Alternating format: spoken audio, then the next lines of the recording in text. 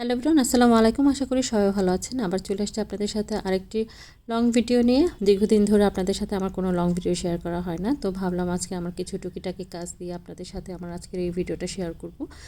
আর দীর্ঘদিন যাবত যেহেতু অসুস্থ ছিলাম, তাই কোনো রকম কাজও করতে পারিনি। তো শুরু করে দিচ্ছি সকাল থেকে। এদিকে আমার শাশুড়ি বাড়ি থেকে আসার সময় আমার জন্য কী কী এনেছে তাই আপনাদেরকে দেখাচ্ছি।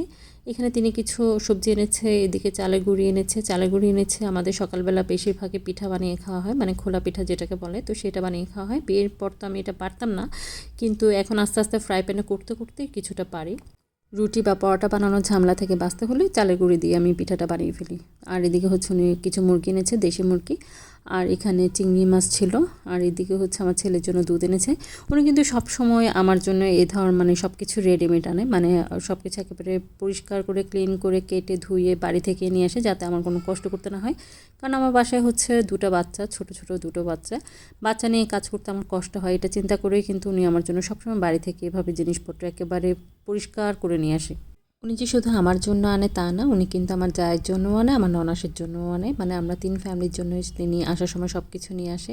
আর এদিকে দুপুরে খাবারের জন্য আমি শিমের বিচি ছিলতে বসেছি। আর শিমের বিচিগুলো কিন্তু আমি ছেলার ঠিক 10 মিনিট আগে লবণ দিয়ে মেখে রেখেছিলাম। আর এখন দেখেন কত ইজিলি কিন্তু এগুলো ছেলা হয়ে যাচ্ছে। আমি সারা রাত ভিজিয়ে রাখার বা মানে দীর্ঘ সময় পানিতে ভিজিয়ে রাখার মতো কোনো ধরনের প্যারা আমি নেই না। তো এদিকে আমি শিমের বিচি ছিলছিলাম, আর এদিকে আমার ছেলে হচ্ছে পিঠা দিয়ে, এই যে খোলা পিঠাগুলো দিয়ে হচ্ছে রাব দিয়ে খাচ্ছে। ও বেশ মজা করে খায় এই পিঠাটা রাব দিয়ে। তার এদিকে মাছটা আমি ভেজে নিচ্ছি, রুই মাছটা, কারণ এটা দিয়ে আমি শিমের বিচিটা রান্না করবো। আর আমার হাজব্যান্ড বলে গিয়েছিল যে মাছ দিয়ে শিমের বিচি রান্না করার জন্য। তো এদিকে এক চুলায় আমি মাছ ভাজতে দিয়ে আরেক চুলায় হচ্ছে আমি শিমের বিচিগুলো কষানোর জন্য মশলা রেডি করে নিয়েছি।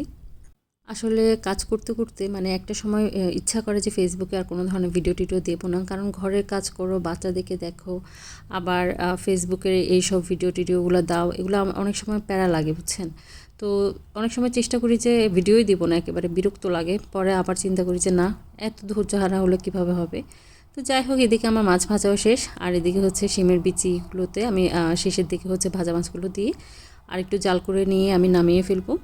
তো আমি আজকে আরও কিছু প্যারাদায়ক কাজ নিয়ে বসছি। ওটা হচ্ছে এক গাদা চিংড়ি মাছ নিয়ে বসেছি, মানে চিংড়ি মাছগুলো একেবারে কেটে কুটে রেখে দেব। এদিকে আমি মরিচ দিতে ভুলে গিয়েছিলাম, পরে আস্ত মরিচ দিয়ে দিয়েছি নামানোর আগে। আর এই যে আমার চিংড়ি মাছগুলো বাছা শেষ। এদিকে আমার রান্নাও শেষ। এই যে দেখেন, দেখতে কত সুন্দর হয়েছে, ঠিক না? মাশাআল্লাহ। আজকে শুধু এই সবজিটাই আমি রান্না করব, কারণ আমার আগের দিনে মুরগি রান্না ছিল, ওটা দিয়ে আমার ছেলে খাবে আর এটা দিয়ে আমরা খেয়ে ফেলবো। এদিকে এই সব চিংড়ি মাছে মিলে এগুলোই হয়েছে, তো এগুলো আমি গুছিয়ে রেখে দিচ্ছি ফ্রিজে। এরপর খাওয়া দাওয়া করে আমরা মা ছেলে কিছুক্ষণ রেস্ট করে বিকালবেলা হচ্ছে ফুচকা অর্ডার করে এনেছি, মানে ফুড পান্ডায়, কারণ আমার তো বাচ্চা নিয়ে বাইরে থেকে গিয়ে কিছু আনা সম্ভব না। আর এদিকে খাওয়া দাওয়া শেষ করে আমার এই সোফাগুলোতে আমি কভার পরাতে এসেছি। কভার পরাতে পরাতে দেখছি আমার 2 ছেলে মেয়ে দুই দিকে দাঁড়িয়ে দাঁড়িয়ে তারা বিস্কিট খাচ্ছে। তো আর ছোটো মেয়েটা হচ্ছে বড় ছেলেকে দেখিয়ে দেখিয়ে খাচ্ছে। তো আজকে এই পর্যন্ত, আল্লাহ হাফিজ।